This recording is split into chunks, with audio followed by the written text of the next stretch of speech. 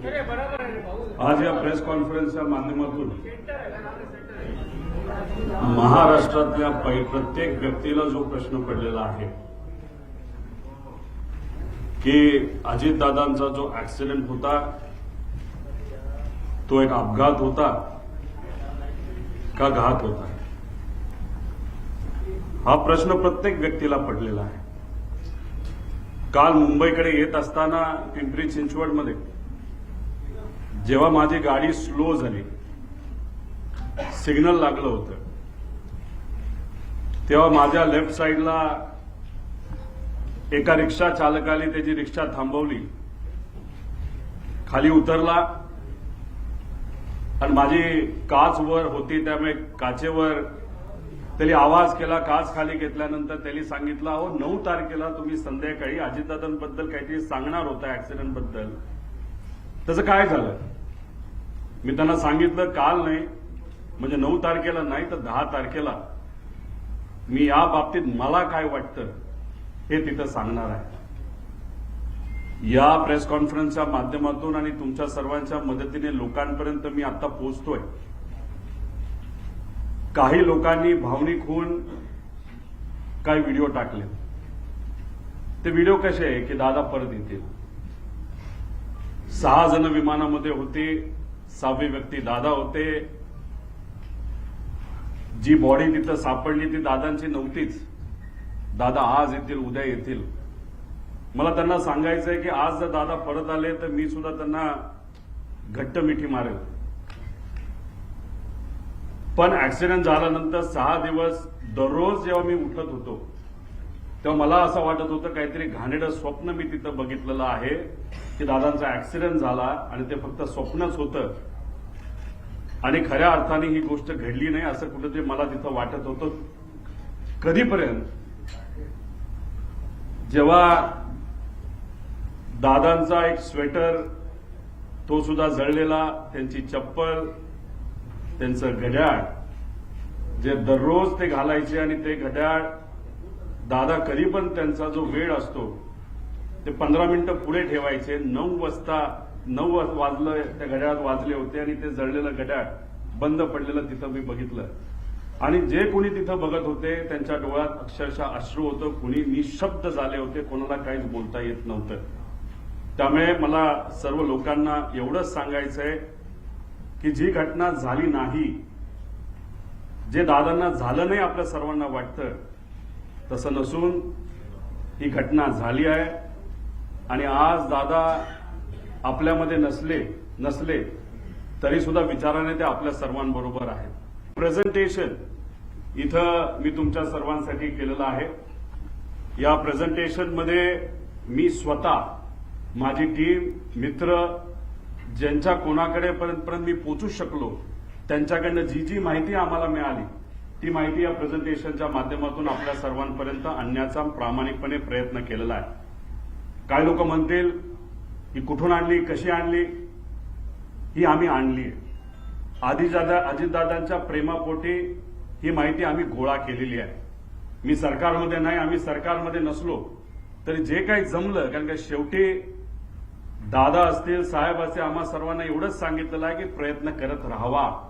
आणि तो प्रयत्न या प्रेझेंटेशनच्या माध्यमातून हाच केलेला आहे की खरं काय घडलं याची माहिती लोकांना पाहिजे, आम्हाला माहिती पाहिजे, म्हणून हा प्रामाणिक असा प्रयत्न तिथं केलेला आहे. माझ्यासारख्या छोट्याशा कार्यकर्त्याला जर एवढं जमत असेल तर मला असं वाटतं की जर सगळ्या रिसर्च एजन्सीज, इन्व्हेस्टिगेशन एजन्सीज जर सरकारने नाही तर सरकारमध्ये असलेल्या लोकांनी जर लावल्या तर लवकरात लवकर आपल्याला या बाबतीतलं रहस्य त्या ठिकाणी कळू शकतं.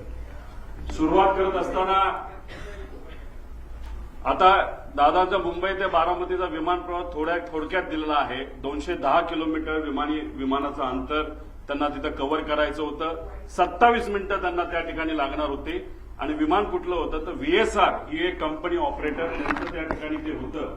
लेअरजेट नावाचा एक ब्रँड आहे, बंबार्डियर नावाची एक कंपनी आहे कॅनडाची, पण हे विमान हे अमेरिकेमध्ये त्या ठिकाणी बनलं आहे. पुढे आता याबद्दल विमानाबद्दल बोलायचं झालं, बंबार्डियर एरोस्पेस 2010ला हे विमान बनलेलं आहे. लेअरजेट 45 हे विमानाचा टाईप आहे. खूप फास्ट विमान असतं. 51,000 फूट उंचीवर हे विमान त्या ठिकाणी ट्रॅव्हल करतं. बाकीचे जर विमानं आपण बघितली ज्याच्यामध्ये कुठलीही असू दे तर ते विमानं हे 41,000च्या आसपास त्या ठिकाणी असतात.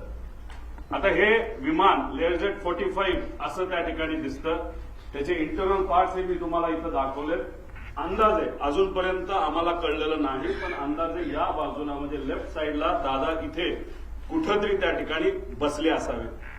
या सेक्शन मध्ये आपल्या बॅगा नाही तर अतिरिक्त जो काय आपल्या बरोबर सामान असतं हे सामान या भागामध्ये त्या ठिकाणी ठेवलं जातं. इथं पेट्रोल म्हणजे ह्या पेट्रोलच्या टाक्या आहेत असं आपल्याला समजायला काय हरकत नाही. बाकी डिटेल जर कोणाला पाहिजे असतं तर हे डिटेलमध्ये इथं दिलेलं आहे. आता या व्हीएसआर कंपनीची माहिती मला तुम्हाला आपल्या सर्वांना द्यायची. याच्यामध्ये विजय कुमार सिंग, त्यानंतर सीमा रिमी सिंग हे दोघं याच्यामध्ये पार्टनर आहेत आणि विस्टा सेल्स प्रायव्हेट लिमिटेड नावाची एक कंपनी आहे. 2 डिरेक्टर विजय कुमार सिंग आणि रोहित सिंग. विजय आणि रोहित हा विजयचा मुलगा आहे. रोहित सिंग बद्दल मी पुढे 2-3 स्लाइड पुढे त्या ठिकाणी आपल्या सर्वांना माहिती देतो. याच्यामध्ये जर बघितलं तर हे 3 शेअर होल्डर इथं दिसतात, पण या खोलामध्ये जर गेलो विस्टा सेल्स प्रायव्हेट लिमिटेड मध्ये 27 वेगवेगळे शेअर होल्डर आहेत. ह्याच्यात जर खूप खोलात आपण गेलो तर कोणाची कंपनी आहे, कोण तिथं शेअर होल्डर आहे, विमान कोणाचे हे तिथं आपल्या सर्वांना कळेल. पण याच्या खोलामध्ये तिथं आम्ही जात नाही. त्या पद्धतीची माहिती आमच्यापर्यंत आहे, पण अजून खोलात जाऊन जर उद्या जाऊन लागलं तर ती माहिती आपल्या सर्वांना आम्ही देऊ शकतो. त्यानंतर या कंपनीकडनं या कंपनीचं म्हणजे व्हीएसआरचं तसं बघितलं तर लेअर जेटच्या बाबतीत त्यांची मोनोपोली आहे या देशामध्ये. सगळ्यात जास्त लेअर जेटचे विमानं जर कोणाकडे असतील तर ते व्हीएसआर नावाच्या कंपनीकडनं. विजय कुमार सिंग एक छोट्या कंपनीमध्ये काम करायचे, पण नंतर कष्ट केले असतील नाहीतर काय बऱ्याच काय गोष्टी झाल्या असतील, त्यांनी स्वतःची व्हीएसआर नावाची ही कंपनी तिथं सुरू केलेली आहे. पुढे आता अपघाताच्या दिवसाची टाइमलाईन जर आपण बघितली तर 7:02 तिथं जो क्रू असतो म्हणजे पायलट अटेंडंट हे सगळे तिथं 7:02 तिथं पोहोचले. कॅप्टनली चेक केलं बारामती एअरपोर्टला, तिथं फोन केला असेल, माहिती घेतली असेल, एटीसीसी बोलणं झालं असेल, बाबा तिथं विजिबिलिटी आहे का असा प्रश्न तिथं केल्यानंतर तिथं ऑल ओके 7:10 सांगण्यात आलं. 7:17 दीपक जाधव विदीप जाधव जे त्यांचे पीएसओ होते दादांचे हे तिथं पोहोचले होते. 7:50 दादा विमानतळाकडे पोहोचले. 7:56 विमान मुंबई विमानतळ रडारच्या संपर्कात आलं की मुंबईच्या एटीसीला सांगितलं आता आम्ही टेक ऑफ करायला तयार आहे. 8:10 आणि 51 सेकंदला हे टेक ऑफ झालं. तुम्ही म्हणताल या बाजूला काय, या बाजूला काय आहे याची माहिती थोड्या वेळानंतर मी आपल्या सर्वांना देतो, पण ही माहिती अतिशय महत्वाची आहे. एका ग्रुप चॅटची ही माहिती आहे आणि त्या ग्रुप चॅटवर खूप काय आपल्याला पुढे जाऊन कळणार आहे.